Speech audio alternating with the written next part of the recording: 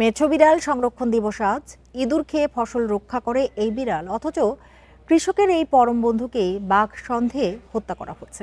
গবেষকরা বলছেন, মানুষ প্রাণী সংঘর্ষে সবচেয়ে বেশি মারা যায় মেছো বিড়াল।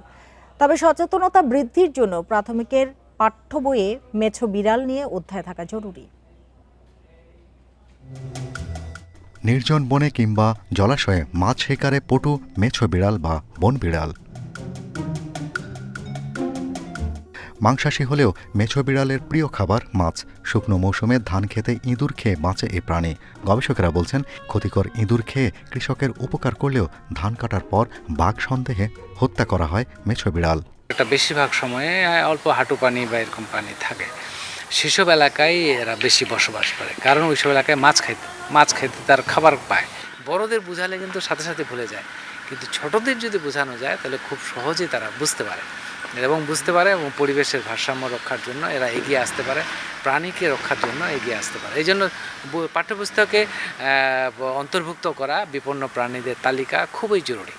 আন্তর্জাতিক প্রকৃতি ও প্রাকৃতিক সম্পদ সংরক্ষণ সংস্থা IUCN-এর তথ্য মতে বাংলাদেশ ছাড়াও ভারত, শ্রীলঙ্কা, নেপাল ও মিয়ানমারে পাওয়া যায় মেছো বিড়াল।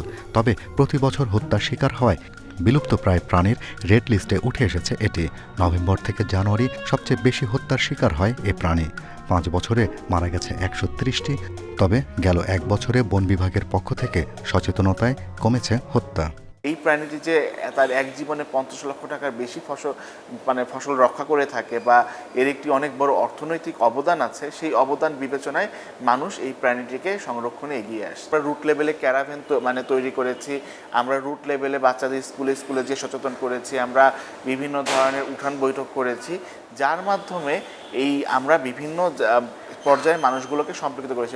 বন্যপ্রাণী সংরক্ষণ ও নিরাপত্তা আইন অনুযায়ী মেছো বিড়াল হত্যা শাস্তিযোগ্য অপরাধ। Shahriar Anirban, independent news, Dhaka.